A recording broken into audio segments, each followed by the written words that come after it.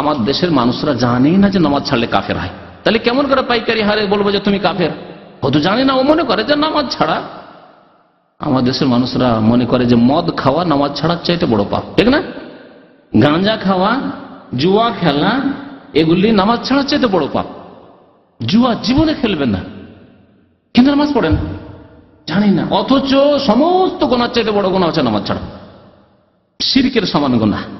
একটা লোক কবরে সিজদা করলো, মূর্তিকে দুর্গাকে সিজদা করলো, হিন্দুদের মন্দিরকে সিজদা করলো, আর একটা লোক নামাজ ছাড়লো, দুটোই সমান, কোনো পার্থক্য নেই। খুন করার চাইতে বড় গোনা। কালকে মনে হয় আসছিলাম রাস্তা দিয়ে, এক লোক রাস্তায় দেখা, জিজ্ঞাসা করছে, হুজুর বেশ্যের জানাজা পড়া যাবে? জিজ্ঞেস করছে।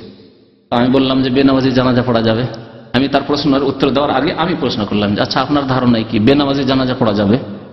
বেনামাজি জানাজা পড়ে তো অভ্যাস আমাদের দেশে, তো আর বলবে কি বেনামাজি জানাজা পড়া যাবে না? বলতে মুশকিল। তাহলে কটা লোকে জানাজা পড়বেন?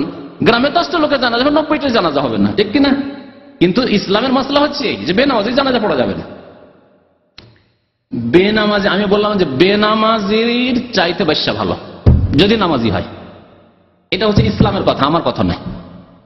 বেশ্যা যদি নামাজি, বেশ্যা নামাজি পাওয়া মুশকিল, কিন্তু আল্লাহ না করে যদি এইরকম শতকরা 1টা 2 4 500 হাজারটায় একটা বেশ্যা পাওয়া যায় যে 5 ওয়াক্ত নামাজ পড়ে, কিন্তু সেই খারাপ কাজে ঢুকে গেছে বা এইরকম খারাপ কাজ করে, তাহলে সেই নামাজি বেশ্যা বেনামাজির চাইতে ভালো।